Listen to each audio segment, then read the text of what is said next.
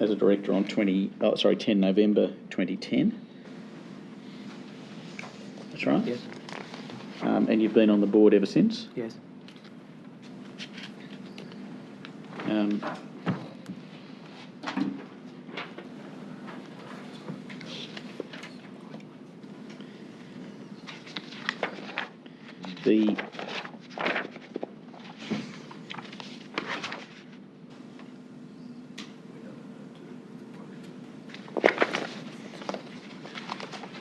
Now, if you come to page 109,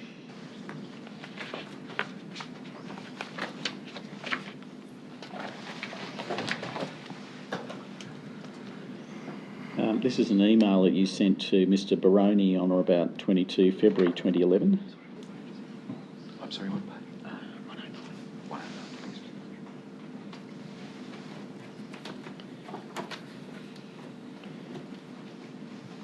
And you were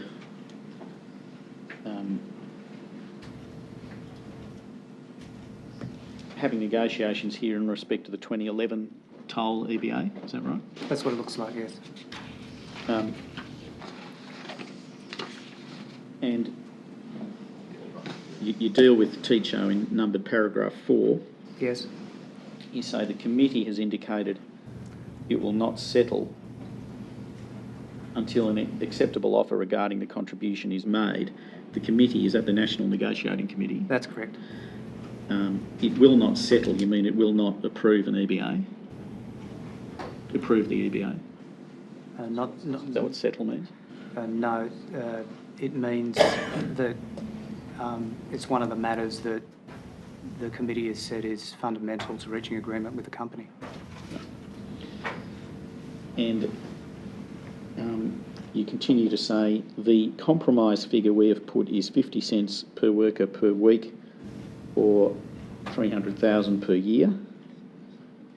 And a reminder that the organisation has on its board employers' union reps, industry academics and independent chair. Now the deal that was finally done was 50 cents per worker per fortnight, is that right? Sorry, can you ask that again? I wasn't listening. Yep. The compromise figure we have put is 50 cents per worker per week. Yes. Yielding about 300,000 per year. Yes. And you ended up with, or a calculation based on 50 cents per worker per fortnight. Well, in the end, the compromise wasn't on a per worker basis at all. It was just a figure. It was a figure, and that was at Toll's insistence that it was just a figure. I see. But it was a figure of approximately 150,000. Well, it was a figure of 100,000 with the possibility of some further amounts. Adding up to a maximum of 150. That's correct. And the teacho contribution was a deal breaker, was it? That is to say, if you couldn't do a deal on teacho, no deal. Sorry, say that again. Was this the position, I'm perhaps putting it too simply, but it was a deal breaker in the sense that if you couldn't do a deal on the teacho, no deal? Well, the way the negotiations work don't work that way. Well, doesn't that summarise what you put to me before, that was a fundamental or non-negotiable part of the transaction? I said it was a fundamental. I didn't say it was the fundamental. All right. I said it was a fundamental reason. There were other fundamental reasons that throughout the course of the negotiations. Well, I'm not suggesting it was the only deal breaker, but it was a deal breaker. I'm not so sure what you mean by deal breaker, but because we wouldn't think about it in those terms. That is, there were, as there always are in industrial negotiations, various matters that the parties identify as core issues. In 2011, in the 2011 negotiation, for example, Toll had identified a number of issues, but a couple that come to mind are, given that it was Toll's aspiration that the 102 or 107 local agreements that had hitherto been spread across the country be brought under a single umbrella. It was a key aspiration for them, and concern of employees there was to ensure that terms and conditions didn't drop out in that process. Another matter that was a core one for the company was a 2.5-year term. The workers wanted a 2-year term. Toll wanted a 2.5-year term to better align their contractual arrangements. So there's a couple of core things on the Toll side, and on our side. There were increased superannuation payments, and I think by the end of the Toll agreement, they were up to 11.5%. Wages, the job security clause, and as is specified here, the teacho contribution, which is another job security industry initiative clause. All right, well, from TWU's perspective, in any event, the teacho component was a fundamental component? Well,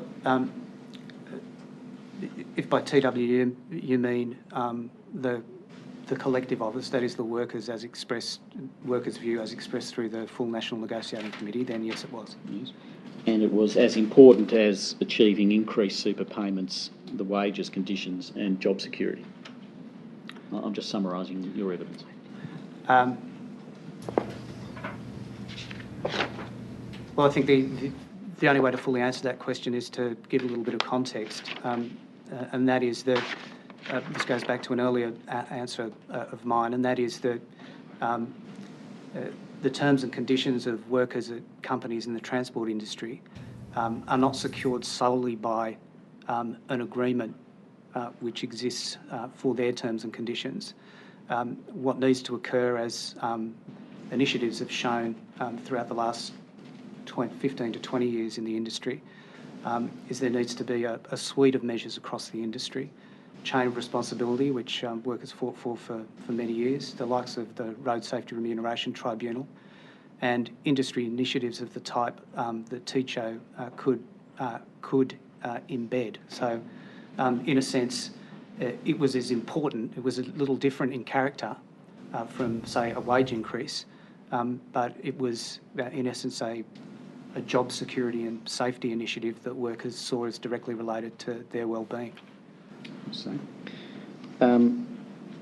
then, could you come to 116?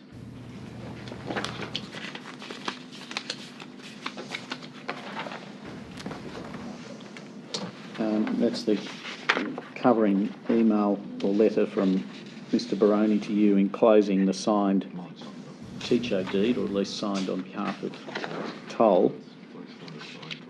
And the deed itself begins on 119.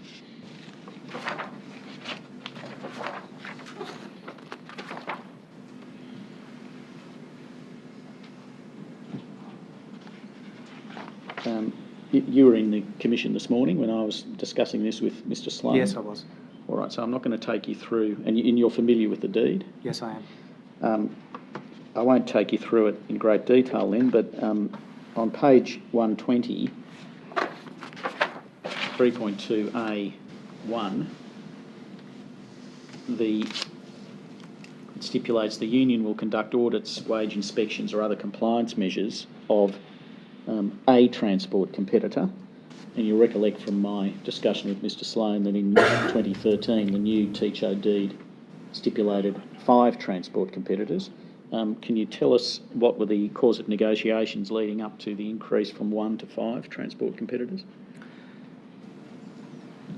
To the best of my recollection, the first thing I should say is that these were